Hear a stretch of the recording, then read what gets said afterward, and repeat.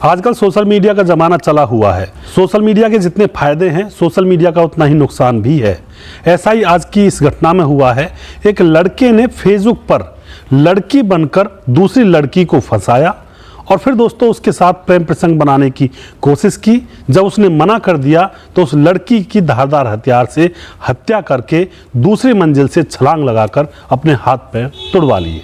आखिर ऐसा क्या हुआ था, इस घटना की पूरी सच्चाई को जानने के लिए आप हमारे वीडियो को अंत तक जरूर देखिएगा। नमस्कार, मैं हूं सुदेश कुमार और तिरछी बात चैनल में आपका स्वागत है।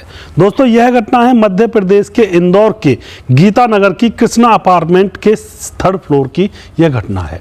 3rd फ्लोर में प्रीति नाम की लड़की रहा करती है, जिसकी उम्र 17 साल है और जो कि हाई स्कूल की स्टूडेंट है, पढ़ाई लिखाई किया करती है। और उसकी मम्मी जो है वह ब्यूटिशियन है और उसके पिता, जिसका नाम होता है श्री श्याम बिहारी। 3 लोगों का परिवार है, अच्छे से रह रहे हैं, कोई दिक्कत नहीं है, आराम से उनका समय कट रहा होता है। जो लड़की होती है प्रीति, वह स्टूडेंट है हाई स्कूल की, लेकिन वह आईआईटी की तैयारी करना चाहती है। अभी से ही आईआईटी की तैयारी करेगी, तभी जाकर आगे चलकर बात बनेगी। यह बात वह अपनी माँ से कहती है और कहती है कि मम्मी मुझे एक फ़ोन दिला दीजिए, उससे मैं ऑनलाइन क्लास ले सकूँगी और आईआईटी की तैयारी भी साथ में कर सकूँगी। उसकी माँ अपनी बेटी के लिए फ़ोन दिलवा देती है टच स्क्रीन का, और उसके बाद वह फ़ोन पर पढ़ाई लिखाई करती है। और जब पढ़ाई लिखाई से टाइम बच जाता है तो वह फ़ोन पर और चीज़ें चलाने लगती है। अब वह एक दिन अपने फ़ोन में फेसबुक ऐप को इंस्टॉल कर लेती है और फिर दोस्तों फेसबुक पर वह अपने जान पहचान वाले दोस्तों को फ्रेंड रिक्वेस्ट भेजने लगती है और दूसरे लोगों की भी वह उन्हीं फ्रेंड रिक्वेस्ट को एक्सेप्ट करती है जो उसके जान पहचान में हो, और किसी भी लड़के की फ्रेंड रिक्वेस्ट को वह एक्सेप्ट नहीं करती है। दोस्तों, अब क्या होता है, एक लड़की की फ्रेंड रिक्वेस्ट उसके पास आती है और वह एक्सेप्ट करने के लिए उससे कहता है, तो अब वह उस लड़की की फ्रेंड रिक्वेस्ट को एक्सेप्ट कर लेती है और उससे बातें करने लगती है। उन दोनों लड़कियों में बहुत ज़्यादा दोस्ती हो जाती है और जो वह लड़की थी दूसरी, वह उससे सारी डिटेल ले लेती है, उसका फ़ोन नंबर, उसकी माँ का फ़ोन नंबर, और फिर उसके बारे में पूरी जानकारी वह लड़की ले लेती है।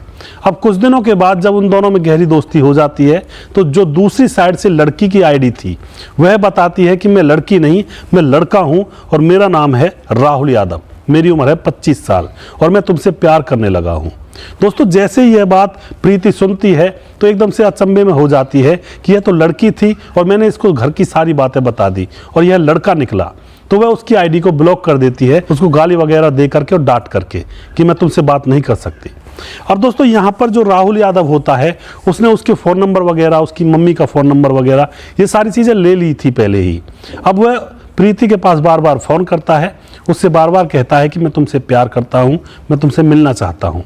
लेकिन प्रीति ये कह देती है कि मैं अभी इन चक्करों में नहीं पड़ूंगी, क्योंकि मुझे तो आईआईटी की तैयारी करनी है और अभी तो मेरा हाई स्कूल चल रहा है। लेकिन वह लड़का बिल्कुल बेशर्म हो चुका था, बार बार प्रीति के पास फ़ोन करता, उसको डिस्टर्ब किया करता, उसको परेशान किया करता। अब क्या होता है दोस्तों, जब प्रीति फ़ोन उठाना बंद कर देती है तो वह लड़का प्रीति की मम्मी के पास फ़ोन कर देता है और उससे कहता है कि आंटी, मैं तुम्हारी लड़की से बहुत प्यार करता हूँ। अब वह आंटी भी परेशान हो जाती है कि यह मामला क्या है। वह अपनी बेटी प्रीति से पूछती है कि उस लड़के का मामला क्या है। तो प्रीति सारी घटना अपनी मम्मी को ज्यों की त्यों बता देती है कि मैंने इसकी फ्रेंड रिक्वेस्ट एक्सेप्ट की थी क्योंकि लड़की की इसकी आईडी थी और बाद में मुझे पता चला कि यह लड़की नहीं है तो लड़का है, इसने मेरे साथ धोखा किया है। अब दोस्तों, जो प्रीति की मम्मी होती है वह उस लड़के से फ़ोन पर कह देती है कि मेरी बेटी तुमसे प्यार नहीं करती, तुमने गलती से उससे नंबर लिया है और गलती से उसके साथ प्रेम प्रसंग बनाने की कोशिश कर रहे हो तुम, ऐसा नहीं हो सकता। लेकिन यहाँ पर जो राहुल यादव होता है वह बार बार प्रीति की माँ से ये कहने लगता है कि मुझे एक बार मिलवा दीजिए, उसके बाद मैं तुम्हारी ज़िंदगी से दूर हट जाऊँगा। अब दोस्तों, प्रीति की जो माँ होती है वह राजी हो जाती है, उस लड़के से कहती है कि मिलवा दूंगी, लेकिन तुम मेरे गेट तक ही आना, घर के अंदर मत आना, घर के अंदर नहीं मिलवाऊंगी, गेट पर ही बातें करवा दूंगी। वह राजी हो जाता है और वह उसके बताए गए एड्रेस पर 3री मंजिल पर पहुंच जाता है। दोस्तों, वहां पहुंचने के बाद वह गेट के बाहर खड़ा होता है। प्रीति की माँ उससे बात करने के लिए गेट पर जाती है और जैसे उससे बात कर रही होती है तो जो राहुल यादव होता है वह कहता है, आंटी मुझे पेशाब लगी हुई है, मुझे बाथरूम बता दीजिए। तो वह उसको वॉशरूम बता देती है और भीतर प्रीति स्कूल जाने के लिए तैयार हो रही होती है, कपड़े पहन रही होती है। तभी राहुल यादव क्या करता है, प्रीति के कमरे में घुस जाता है। उसके पास धारदार हथियार था और उस धारदार हथियार से प्रीति के ऊपर वार करने लगता है। प्रीति जोर जोर से चिल्लाती है तो उसकी माँ बाहर खड़ी थी, वह जोर से भागकर अंदर जाती है, अपनी बेटी को बचाने की कोशिश करती है तो बेटी के ऊपर भी वह धारदार हथियार से वार करता है। दोस्तों, जैसे उसकी माँ वहां पर अपनी बेटी को बचाने के लिए पहुंच जाती है तो उसको मौका मिल जाता है। प्रीति वहां से भागकर लहूलुहान अवस्था में बाथरूम के अंदर बंद हो जाती है।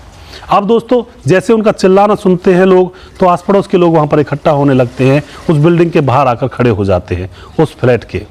अब जैसे ही वहां से जो राहुल यादव होता है भागने की कोशिश करता है तो बाहर लोग खड़े हुए थे, इसलिए वह दूसरी मंजिल से छलांग लगा देता है नीचे की तरफ और उसके हाथ पैर टूट जाते हैं। दोस्तों, अब क्या होता है, जो प्रीति का पिता होता है श्याम बिहारी, उसके पास कोई फोन कर देता है, वह भी भागकर आता है। सभी लोग प्रीति के बाथरूम के दरवाजे को खटखटाते हैं लेकिन वह दरवाजा नहीं खोलती है तो वह दरवाजे को तोड़ते हैं और देखते हैं प्रीति बेहोश हो चुकी है। अब प्रीति को उठा करके और उसकी मां को उठा करके हॉस्पिटल में भर्ती किया जाता है, उनका ट्रीटमेंट किया जाता है। तो बाद में पता चलता है, डॉक्टर बताते हैं प्रीति अब इस दुनिया में नहीं रही, यानी कि डॉक्टर उसको मृत घोषित कर देते हैं। दोस्तों, बहुत ही बुरा मातम यहाँ पे बन जाता है। उस लड़के को भी पकड़ लिया जाता है, उसको पुलिस के हवाले कर दिया जाता है और प्रीति का जो पिता होता है यही गुहार लगा रहा है कि मेरी बेटी को इंसाफ दिला दो, मेरी बेटी को इंसाफ चाहिए। तो ऐसी ऐसी घटना भी हो जाती हैं। यहाँ पर एक सोशल मीडिया की वजह से इतना बड़ा हत्याकांड हुआ जिसके बारे में सोच भी नहीं सकते। तो सोशल मीडिया पर अगर यार दोस्त बनाने हैं तो बड़ा ही सोच समझ कर बनाएं, वरना ऐसी घटनाएं हो जाती हैं पता भी नहीं चलता है, घर के घर तबाह हो जाते हैं। सोशल मीडिया का फ़ायदा भी है, सोशल मीडिया का नुकसान भी है, वो मर्जी आपकी है कि आप उससे फ़ायदा करोगे या उससे नुकसान करोगे। तो दोस्तों, सावधानी से रहें, सतर्कता से रहें। अगर आपको हमारा वीडियो अच्छा लगता है तो उसको शेयर ज़रूर कर दिया करें, हम आपके बहुत बहुत आभारी रहेंगे। अगला प्रोग्राम में बहुत जल्दी फिर से लेकर आऊँगा किसी सच्ची घटना के ऊपर। तब तक आप खुश रहें, सावधान रहें, रिश्तों की अहमियत को समझें। जय हिंद, जय भारत।